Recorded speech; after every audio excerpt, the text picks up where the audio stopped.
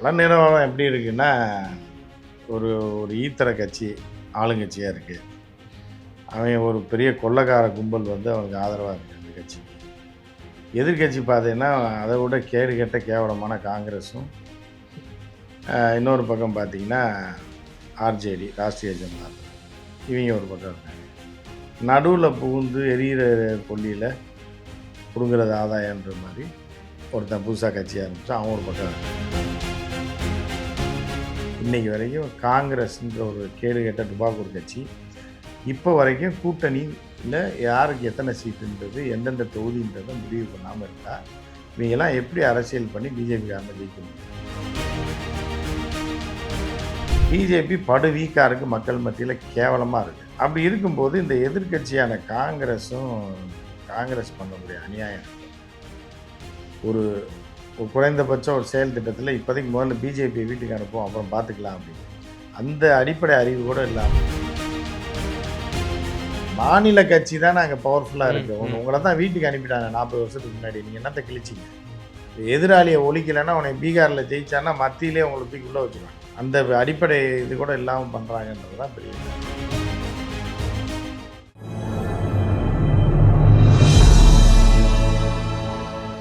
Tamil news நேயர்களுக்கு அன்பு வணக்கம். இன்றைய சிறப்பு நேர்காணலில் நம்மோடு இணைந்திருக்கும் சிறப்பு விருந்தினர் மூத்த பத்திரிகையாளர் மரியாதைக்குரிய உமாபதி சார். சார் வணக்கம். வணக்கம். கடந்த வாரம் முழுக்க நீங்க பீகாரினுடைய அந்த களத்துல தான் இருந்தீங்க. தேர்தல் களத்துல நாடே உற்று நோக்கி கொண்டிருக்கக்கூடிய ஒரு பீகார் தேர்தல், பல அனாலிசிஸ் அங்க மேற்கொண்டிருப்பீங்க. முதல்ல அங்க கள நிலவரம் என்னவா இருக்கு? கள நிலவரம் எப்படி இருக்குன்னா, ஒரு ஒரு ஈத்தர கட்சி ஆளுங்கட்சியாக இருக்குது. அவன் ஒரு பெரிய கொள்ளைக்கார கும்பல் வந்து அவனுக்கு ஆதரவாக இருக்குது அந்த கட்சிக்கு. எதிர்க்கட்சி பார்த்தீங்கன்னா, அதை விட கேடுகெட்ட கேவலமான காங்கிரஸும், இன்னொரு பக்கம் பார்த்தீங்கன்னா ஆர்ஜேடி ராஷ்ட்ரிய ஜனதா தள். இவங்க ஒரு பக்கம் இருக்காங்க.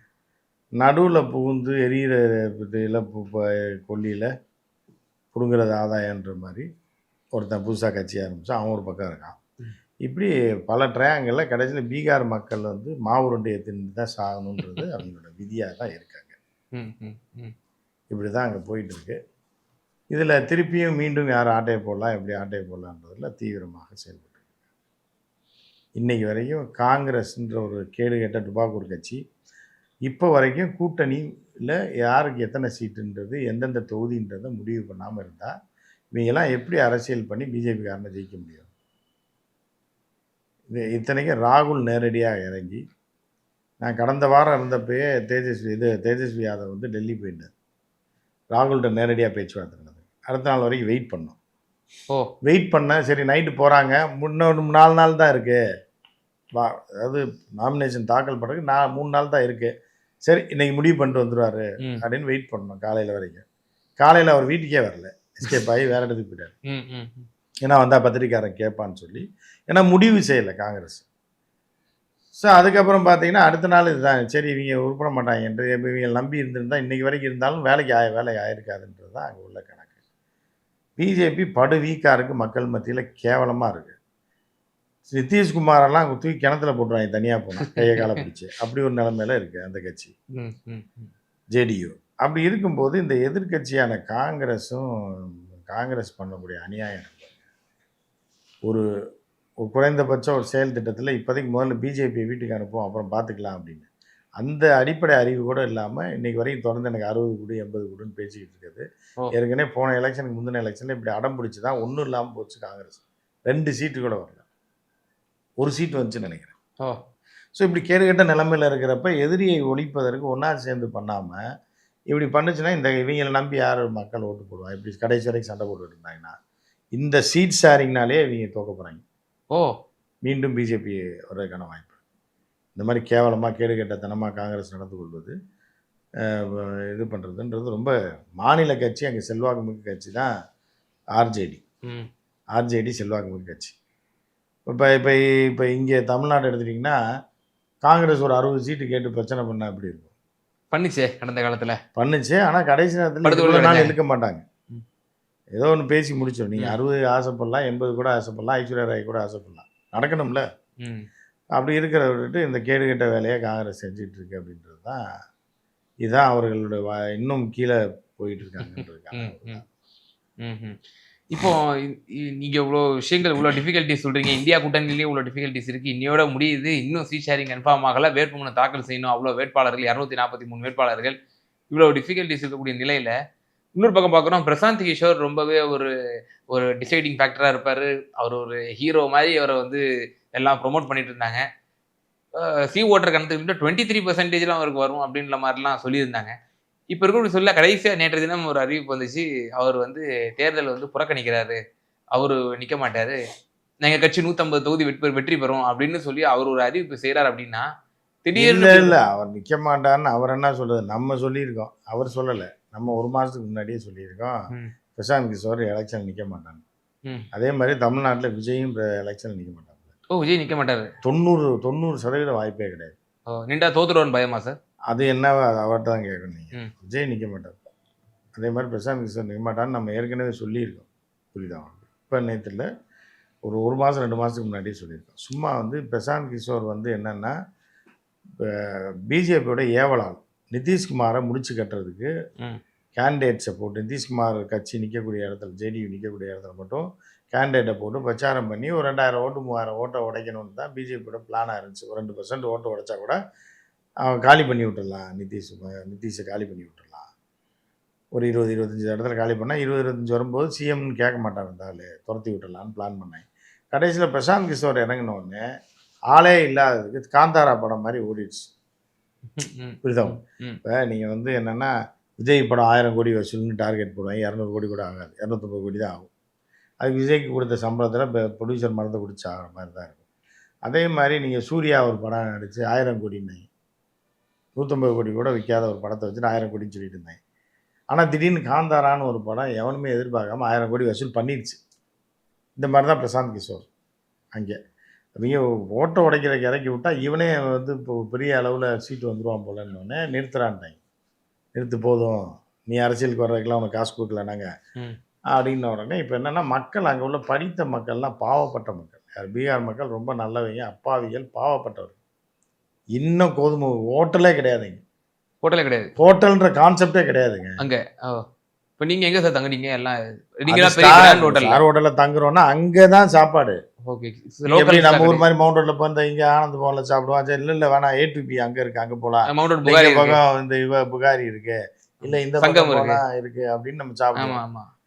வந்து இப்போ மதுரை முனியாண்டி இருக்கு, கோயம்புத்தூர் மாயாண்டி இருக்குன்னு போவோம். அங்கே ஒரு மண்ணாங்கட்டியுமே இருக்காது. ஹோட்டல்ன்ற கான்செப்டே இல்லைன்னா பார்த்துங்க. ஓ! அந்த அளவுக்கு பிந்தைய. ரோட்டு ஓரத்தில் பூரி சுட்டு வித்துட்டு இருப்பாங்க. இந்த பானிபூரி விற்கிறான்ல, அந்த ஆமா. மாதிரி பூரிய பழைய எண்ணெய், அது எண்ணெய்க்கு பிடிச்ச எண்ணெய், என்னன்னு Crude oil மாதிரி இருக்கும். கணக்கா. ஆமா, அது ஊத்துனா இதே போய் பைக்கே போற மாதிரியான ஒரு எண்ணெயை வச்சுக்கிட்டு அங்கேயே பூரி சுடுற, பூரி சப்பாத்தி சாப்பிட்றான் பணக்காரன். ஓ! அந்த பூரி மாவு உருண்டை இருக்குல்ல, ம். அதை கறியில சுட்டு சாப்பிட்றவன் தான் சாதாரண ஆள். இப்படி ஒரு கேடுகட்ட கேவலமான நிலைமை அந்த ஊர்ல இருக்கு. இதுல இவங்க என்னத்தை கிழிச்சிட எல்லாரும் சேர்ந்து அதை நாசப்படுத்துனது காரணம் வந்து எல்லாத்துக்கும் அது பங்கு இருக்குன்றீங்க. எல்லாருக்கும். ஆர்ஜேடிக்கும் பங்கு இருக்கு. காங்கிரஸ் அதுக்கு முன்னாடி 40 வருஷம் ஆண்ட காங்கிரஸ் தான் அவங்கள படுகொலி பாதாளத்தில் தள்ளினதே. அதுக்கப்புறம் கடைசியாக வந்து இப்போ பிஜேபி என்ன பண்ணுறாங்கன்னா அவங்கள வச்சு சம்பாதிக்கிறான். ஓ! புரியுதா?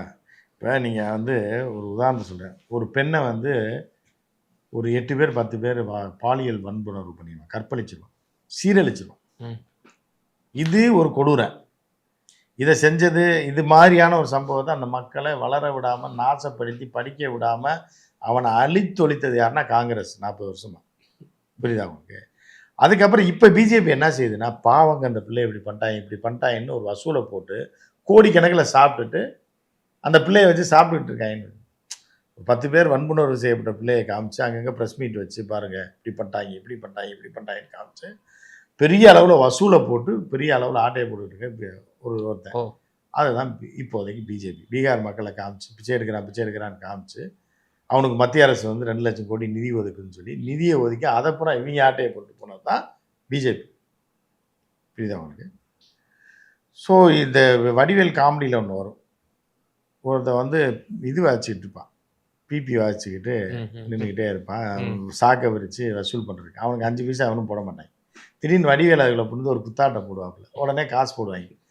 மொத்த காசை அடிச்சுட்டு இவன் ஓடிடுவான் பாருங்க. இதுதான் காங்கிரஸும் பிஜேபிக்கும் உள்ள வித்தியாசம். பீகார் பீகார்ல இங்கே உள்ள காங்கிரஸ் விட்டு பீகார் காங்கிரஸ்.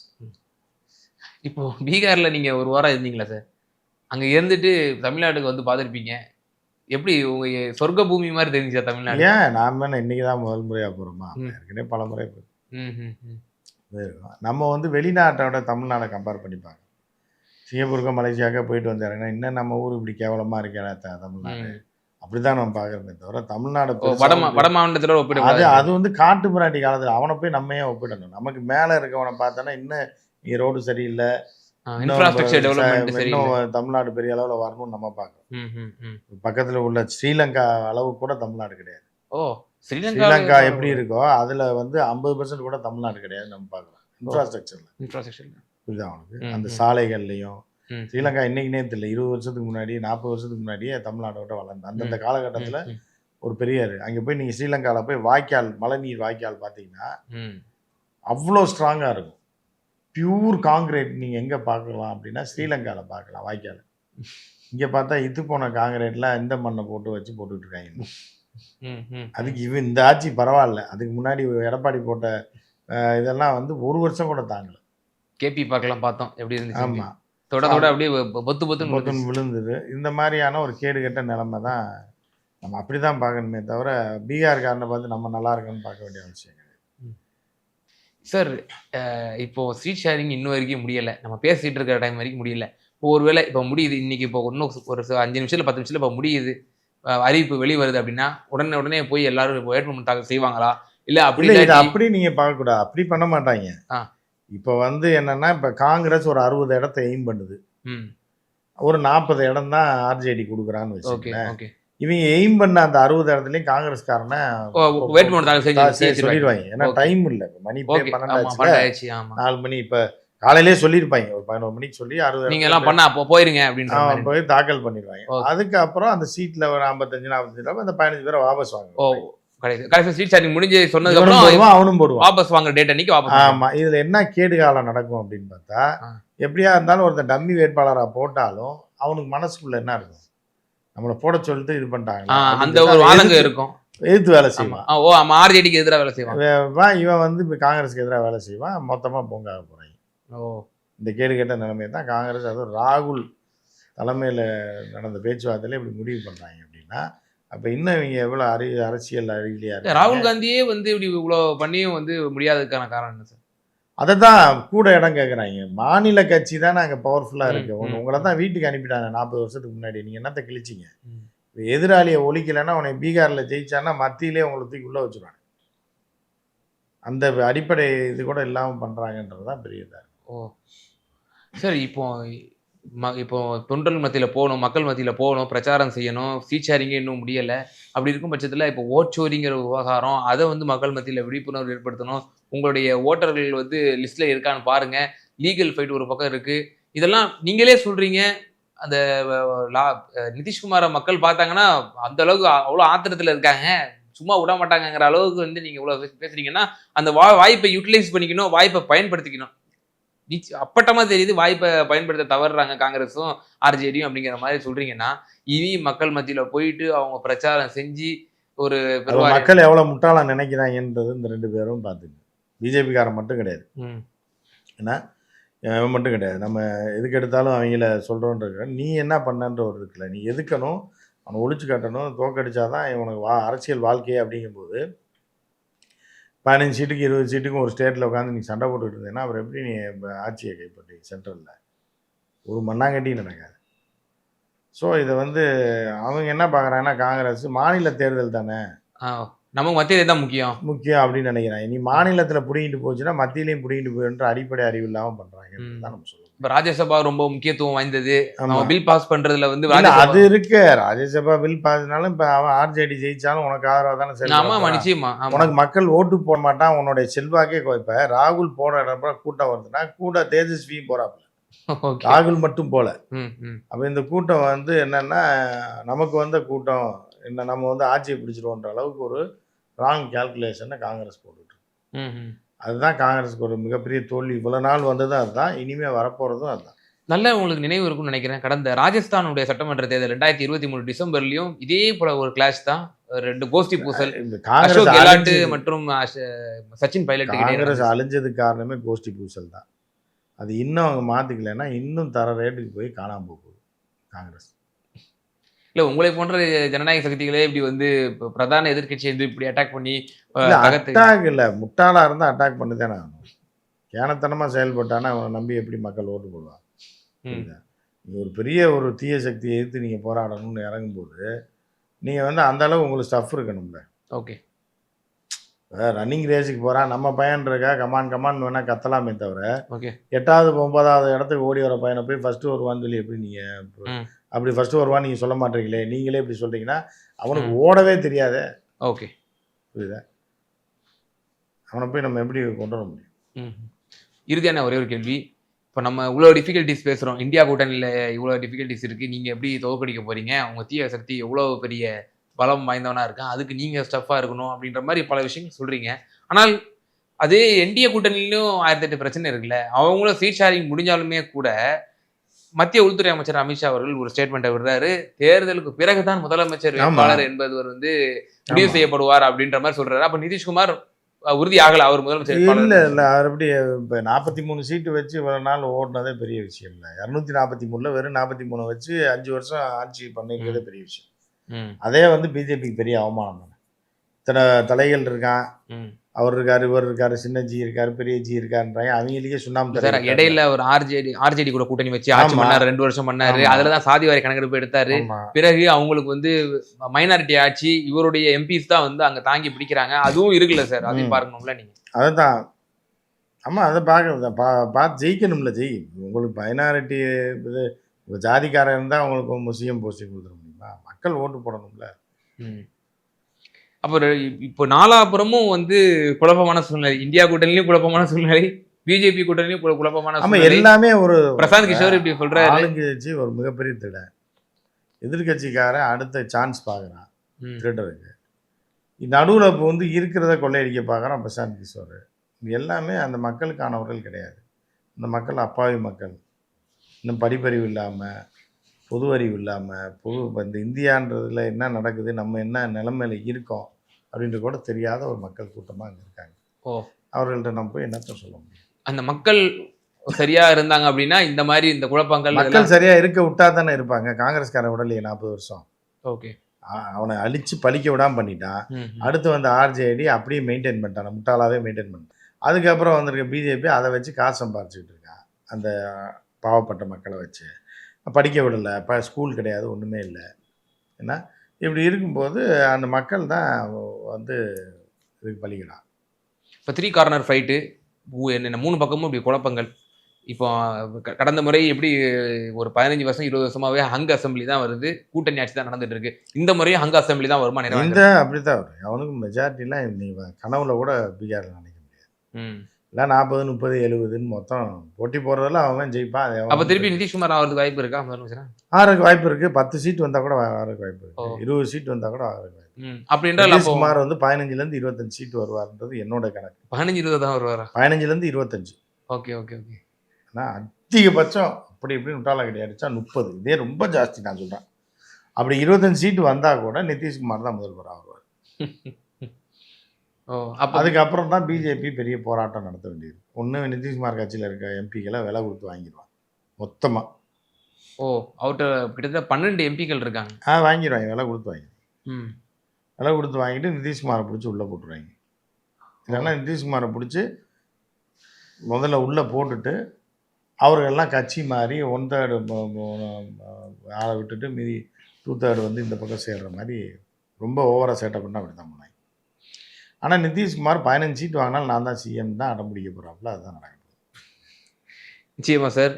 கடந்த வாரம் முழுக்க பீகாரில் இருந்து பல கல யதார்த்தத்தை வந்து உங்களுடைய தொலைக்காட்சியிலையும் சரி, பொது பல விவாதங்களையும் நீங்கள் வந்து முன் வச்சிருந்தீங்க. நம்முடைய நேயர்களுக்கும் பீகாரினுடைய கள நிலவரம் எந்த ஒரு பரிதாபமான நிலையில் இருந்து கொண்டிருக்கிறது என்பது பற்றி ரொம்ப டீட்டெயில்டாக உங்களுடைய அனாலிசிஸை பகிர்ந்தீங்க. ரொம்ப நன்றி சார். நன்றி.